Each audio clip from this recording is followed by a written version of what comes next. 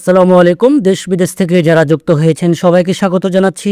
আজ ১১ই March ২০২৬ Dhaka Ashulia elevated এক্সপ্রেসওয়ের আজকে দ্বিতীয়টি পর্ব। আপনারা নিশ্চয়ই অবগত আছেন, আমি গত পর্বটি ঠিক সাভারের শ্রীপুর থেকে আশুলিয়া বেড়িবাঁধ অংশ পর্যন্ত দেখিয়েছিলাম। ঠিক আজকে বেড়িবাঁধ থেকে বিমানবন্দর অংশ পর্যন্ত আপনাদের দেখাবো। আপনারা নিশ্চয়ই অবগত আছেন ঢাকা আশুলিয়া এলিভেটেড এক্সপ্রেসওয়েটির দৈর্ঘ্য ২৪ কিলোমিটার, তাই একটি ভিডিওতে তুলে ধরা সম্ভব হয়ে ওঠে না। তারই ধারাবাহিকতায় আমি দুটি পর্ব করে থাকি। আমি ঠিক এক সপ্তাহ কিছু আগে একটি পর্ব দিয়েছিলাম, সেই পর্বটির লিঙ্ক ডেসক্রিপশনে থাকবে। আর আজকের পর্বটি এই বেড়িবাঁধ থেকে কামারপাড়া আবদুল্লাপুর হয়ে উত্তরা সেক্টরের পাশে দিয়ে বিমানবন্দরে গিয়ে ঢাকা আশুলিয়া এলিভেটেড এক্সপ্রেসওয়েটি শেষ হয়েছে, সেই পর্যন্ত আজকে আপনাদের দেখাবো। আমরা এখন রয়েছি ঠিক কামারপাড়া অংশে। আপনারা জেনে থাকবেন এই কামারপাড়া অংশে ইতিমধ্যেই কিন্তু কার্পেটিংয়ের কাজ শেষ হয়েছে। এখন শুধুমাত্র বাকি রোড মার্কিং এবং ল্যাম্প পোস্ট। এটির মেয়াদ রয়েছে চলতি বছরের ডিসেম্বর পর্যন্ত, অর্থাৎ ২০২২ সালের ১২ই নভেম্বর এটির কাজ শুরু হয়েছিল। কাজ শেষ হবার কথা ২০২৬ সালের ডিসেম্বরের মধ্যে। হাতে সময় আছে মাত্র ১০ মাস। দর্শক, আপনারা নিশ্চয়ই অবগত আছেন এটি কিন্তু ঢাকা এলিভেটেড এক্সপ্রেসওয়ের সঙ্গে যুক্ত হবে। তখন দুটি মিলিয়ে দৈর্ঘ্য হবে ৪৪ কিলোমিটার। সাভারের ইপিজেড থেকে এই যাত্রাবাড়ি যাওয়া যাবে ৩০ থেকে ৩৫ বা ৪০ মিনিটের মধ্যে, যা এখন সময় প্রয়োজন হয় ৪ থেকে ৫ ঘন্টা। দর্শক, আমরা এখন রয়েছি কামারপাড়া প্রত্যাশা ব্রিজের কাছে।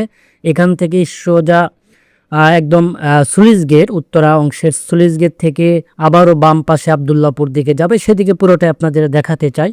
ডেসক্রিপশনে লিঙ্ক দেওয়া থাকবে। দুটি পর্ব যদি দেখেন, অর্থাৎ গত পর্বে যেটি মিস করেছেন আপনারা সেটি দেখলে এবং আজকের পর্বটি দেখলে এই ২৪ কিলোমিটারের একটি কাজের অগ্রগতি বা ধারণা আপনারা পেয়ে যাবেন। আমরা ঠিক চলে এসেছি কামারপাড়া বাস স্টপেজের কাছাকাছি। এখন পর্যন্ত দেখতে পাচ্ছি রোড কার্পেটিংয়ের কাজটি এই অংশে শেষ করা হয়েছে।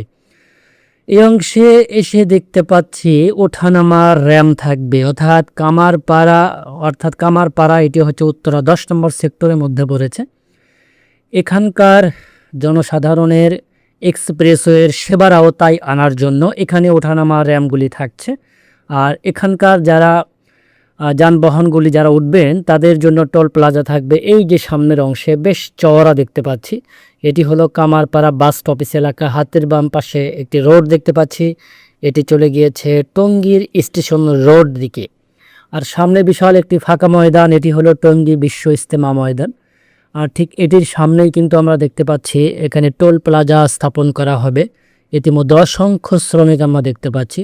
তবে এই পর্যন্ত রোড কার্পেটিংয়ের কাজটি শেষ হয়েছে বলা চলে। আশুলিয়া বেড়িবাঁধ থেকে কামারপাড়া বাস স্টপেজ পর্যন্ত কার্পেটিংয়ের কাজ পুরোপুরি শেষ। অর্থাৎ সাভারের শ্রীপুর বাইপিজেড থেকে বেড়িবাঁধ পর্যন্ত কতটুকু কাজ হয়েছে সেটি দেখতে হলে ডেসক্রিপশনে লিঙ্ক আছে, দেখে আসতে পারেন। এখানে টোল প্লাজার স্থাপনের কাজটি ইতিমধ্যেই চলমান রয়েছে। আমরা দেখতে পাচ্ছি টোল প্লাজা যেখানে হবে সেটি কিন্তু দৃশ্যমান হচ্ছে।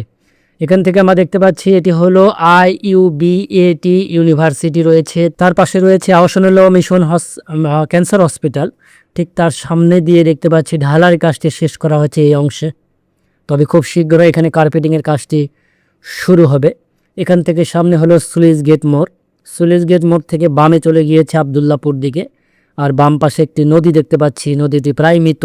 এটি হলো তুরাগ নদী।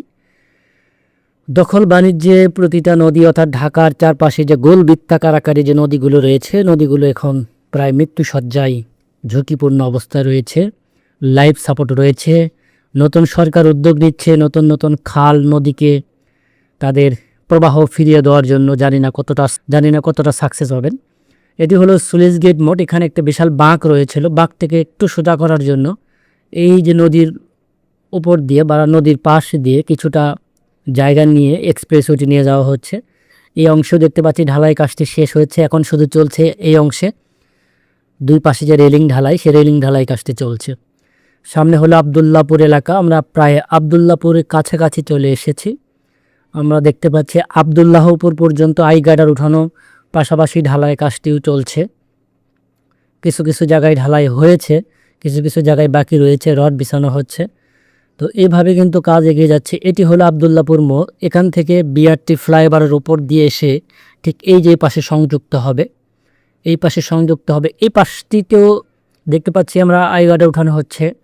তবে এই পাশটি এই যে ফায়দাবাদ রোডের উপর দিয়ে এসে যে বহুতল ডান পাশে ভবন, এগুলো সরকারি ভবন, কোয়ার্টার। এই কোয়ার্টারের ওপর দিয়ে এসে ঠিক এই যে এখানে এসে আবার ডানে টার্ন নেবে।